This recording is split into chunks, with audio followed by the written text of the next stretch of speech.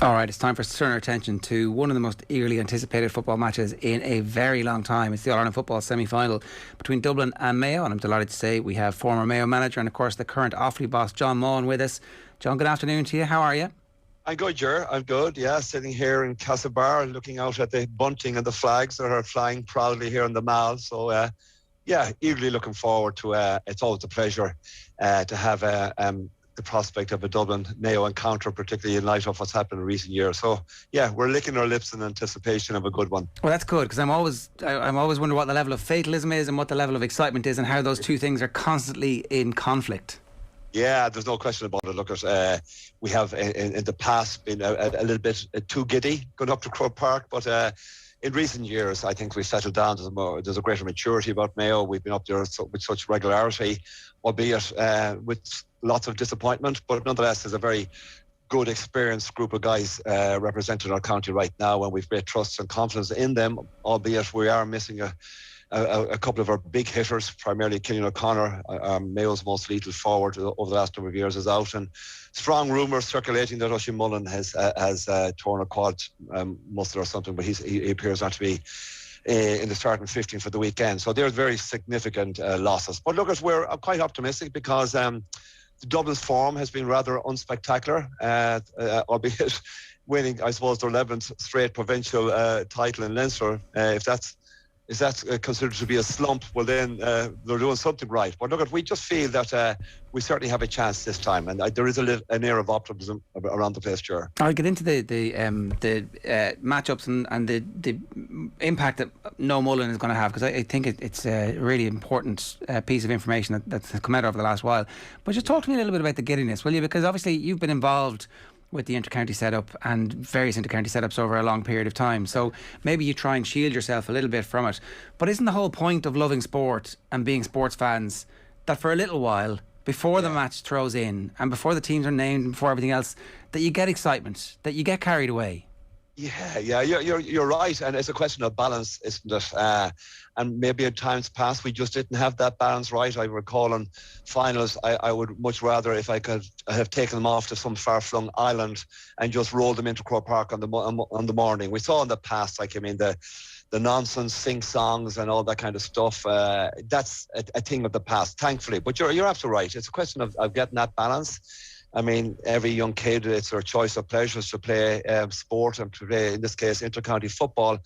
And it's a lifestyle choice to make, and certainly you do it for the liberation of your ego, and you do it to have that bit of excitement and fun along the way. But as I said, Ger, it's just a question of getting the balance right. And but as I said, there's a maturity now around Mayo, because we've been up and down to Croke Park with such regularity and winning provincial titles, and even getting in through the back door. We've got accustomed to Croke Park, and I think we're hitting this. We're getting a little bit better than we did in the past.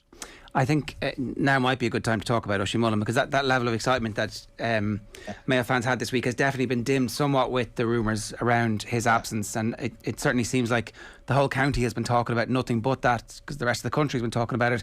He's such an important player, even though he is so young. Absolutely, and when you're looking at the firefighting and who's going to pick up who in the Dublin attack, and I think that Oisin was the ideal man for Con Callahan. I would have seen maybe the likes of Lee maybe picking up Kieran Kilkenny, but without his it's all about his speed and his pace. And we go back to last year's final, after that early sucker punch of a goal that Dublin scored in the first couple of minutes. It was Oisin in particular who settled us all down and got us back, scored a point and laid on one or two others. And it was primarily down to him, his young shoulders, that Mayo went in at I think it was level at half-time in last year's All-Ireland final. But Oisin has been a hugely exciting prospect, and it's just, he's playing with that maturity, and you say quite a very young and up-and-coming star. He's a huge loss, there's no question about it. And as you rightly say, Jared, there's an air of despondency about the place now, because we just don't have that real depth that you would like going into an Ireland final, particularly with a couple of injuries we picked up, and Killian obviously being the most obvious one. In fact, when he got injured down that Clare match a number of months ago, we worried had we a chance of even winning a provincial title. Thankfully we did, albeit we stuttered. We were 5 points down against Galway, but put in a very, very good second half that has given us that bit of confidence that you need going into Croke Park and into an All-Ireland semi-final with Dublin. So yeah, he's a big loss though. Getting back to Oisín, he's a huge loss. And I think the thing about Killian's loss, obviously, there was time for the county to absorb that, and there were hurdles to overcome almost immediately that all built nicely towards a Connacht final. And even that first half, as you say, the performance was flat and dead. But the second half was so spectacular that, again, it allows you to dream. Yeah, there's no question about it. And to finish so strongly with that second half performance. And, the form of Matthew Rowan has been absolutely amazing. He has just developed into a real force. And he's always a threat going forward. And, we're excited about the likes of him. Jeremy, of course, O'Connor will be partnering Matty Rowan in the middle of the field. Did a great job on Brian Fenton last year. I expect to be pairing off again tomorrow evening. But yeah, we have a couple of guys that are just not firing well. Now, similar to Dublin. Dublin don't have the depth in their squad that they have back in 2016-17. And for a combination of reasons, with retirements and career breaks and personal reasons, they're missing quite a few. But no, the fact that we finished so strong against Galway has given us great hope. And there is an air of optimism about the place, Gerard. But at the same time, we must recognise that we are playing against a formidable force. And Dublin's form, throughout the league has been far superior than that of Mayo. So, yeah, I personally am a little bit concerned, to be quite honest with you.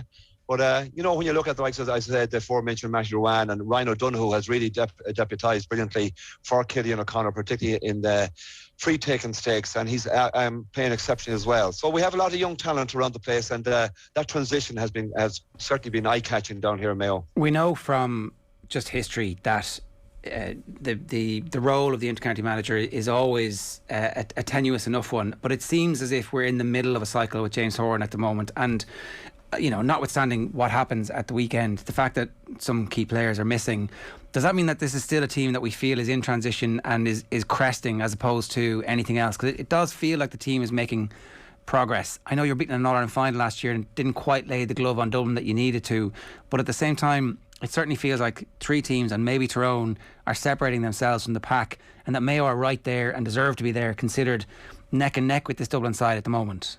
Yeah, I can understand why you would suggest that, Ger, and you're right.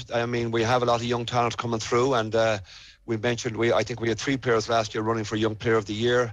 And that is a fair benchmark and a barometer itself as to what's happening in Mayo right now. And there is an air of excitement about our younger footballers coming through. And unfortunately, our under 20 teams didn't do well this year. But look, Mayo have just been coughing up young footballers. You think that things are going to be desperate when you lose another All-Ireland final or whatever. And along comes the Oisín Mullins, and Matthew Rowan just bursts into brilliant form. And that bit of optimism creeps back in again. But I look at if we lose this, it'll be a blow to lose to Dublin. It's a manner. If we are to lose, if we lose narrowly, that hope will still remain, and we look forward to the future. We think that yes, the transition continues. We might get in 1 or 2 other young footballers into our squad and keep moving on. But and I think the gap has narrowed. Maybe with the exception of Kerry, to me they look like the real form team in the country right now. But certainly Dublin's form has been spluttering along. And as I say, a number of their players have really hit form, like Brian Fenton, Dean Rock, James McCarthy, Conor Callan. You could say not those guys who are really formidable players are not operating at their best. So that has given us that bit of hope that I referred to, Ger. But are we in transition? Yeah, we're always in transition down here, we feel. But look, there will be changes. Players will evolve. We've lost some great servants, since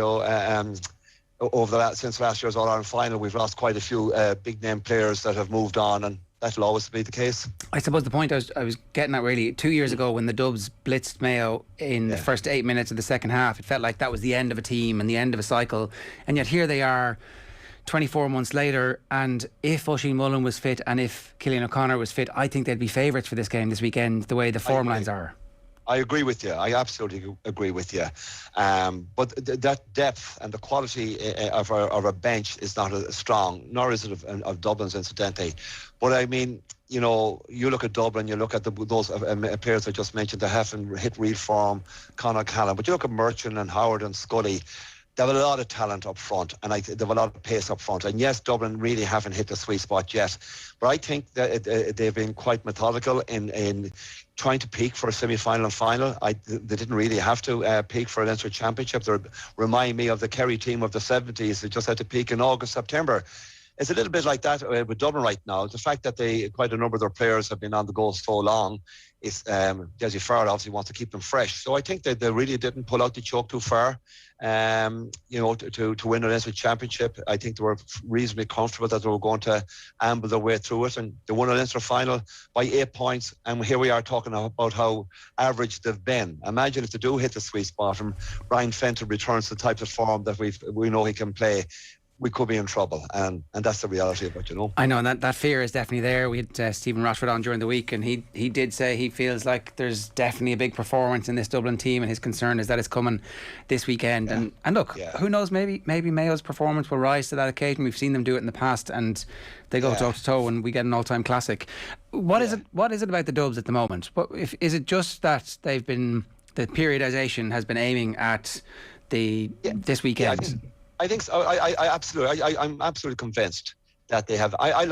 We all agree. I've never seen Brian Fenton as ordinary as he was in the Leinster final. I mean, he's a genius of a player, highly regarded and highly respected all over the country, and we know what his form was like. Similarly with Conor Callaghan, but they didn't really have to fire. I mean, the reality is they've ambled through Meath, Wexford, Meath, and Kildare in second gear, third gear occasionally, and.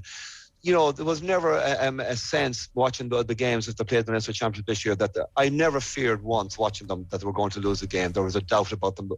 And they're just... I know that the green and red of a Mayo jersey will certainly fire them as well. And I think that there's a great healthy rivalry, shall we say. I wouldn't describe it. Someone mentioned that the Dublin hate Mayo. I don't think they do, but I think they certainly... they'll be fired up playing Mayo because of the closeness of our encounters back in the 16-17 year in particular. I think they will fire up for this one, and I am anticipating that Dublin will be a lot fresher and smarter and will be an awful lot better tomorrow evening. It was Paddy Andrews who said that they had grown to hate Mayo, and they'd cultivated that because Mayo were trying to steal from them what they already had. So but it's a fantastic, that rivalry, and I have had great conversations with different people this week talking about that. I mean, if we lose that, we've lost everything. And there's a couple of things in sport you want, Jared. The uncertainty of outcome is critical. It's absolutely critical. The banter and the crack driving up, who's going to be picking up who, what do you think here? And if we lose that, and if we lose that rivalry, I had a great conversation with a lady from Bangor Erris, Mrs. Brogan, yesterday afternoon, and she tells me about the hatred in the Erris League when Kiltane played Balmullet. And I said, isn't it gorgeous? Isn't it lovely? And God rest him, John Noel Carey on the side end with the stick, and he'd take the head of you. But the rivalry back in those days, she said, didn't just finish on the pitch. They brought it to the dance hall with them later that night. But in many ways, I was smiling because it was a wonderful story to hear her reminisce about those great rivalries. But we have that with Dublin and Mayo, and it's just fantastic, and that's what you want. You want that air of excitement and anticipation going into a game, and the bit of talk on the way home, the what ifs and all that kind of stuff. And I say that's critical to GA games and all Ireland semi-finals and finals. We need that. I wasn't going to bring this up, but you mentioned it there, the uncertainty of outcome. You guys had it in the championship this year in the game against Louth, and I would certainly argue as a Kildare supporter, we felt that there was an uncertainty of outcome going in against your lot this year as well. Wouldn't it be great if it could be like this all the time, John? It would. But look at we had a cracking game with Louth that went into extra time, the championship, and Offaly and Kildare went toe to toe last year in the championship as well. And we felt maybe if we had taken some of our chances, similarly this year, we were creating goal chances, Offaly that is, and just not putting them away. And I think Offaly football needs a scalp in order to move on. And we needed of course, we've beaten the Limericks and the Tipperaries and the Fermanagh to get promoted. But I felt we needed a Meath, just to take the scalp of a Meath or a Kildare, just to move the thing on. But look, there's great anticipation, excitement down in Offaly, understandably at the moment with the under-20s. And I don't know, Gerard, have you seen these Offaly boys play? Yeah. I have to say, I was blown away with their Leinster Championship final. They were superb, and I didn't think they could be better in a semi-final against Cork, because I had watched Cork playing Tipperary, and they, of course, beat a well-fancied Kerry outfit. But there's great anticipation, excitement to that on the 20 final on Sunday at 1 o'clock, and I really am looking forward to that. So there's great optimism growing in Offaly. Let's hope it can transition into those boys can transition into senior county footballers in the near future. I'm always really wary about talking about individual counties having characteristics, but cliches are cliches because they're true. There's a sense of bravado and an attacking flair and a swing of the shoulders that seems to be peculiarly Offaly when it comes to football. And when their dander is up, they're like the French rugby team. I completely agree with you, Ger. And I went to school in the Midlands. I went to school in Maughan, and I would have played with Offaly lads, and we had the joy and the pleasure of watching the great Offaly teams and the likes of the Matt Connors of this world. And I had the pleasure of playing with Sean Lowry when he moved down to Mayo. And it's right to say they always played with that swagger, not an arrogance or a cockiness, but they played with a great flair and a great swagger. And those 20s, I have to say, we talk about giddiness and excitement. I really was excited watching them.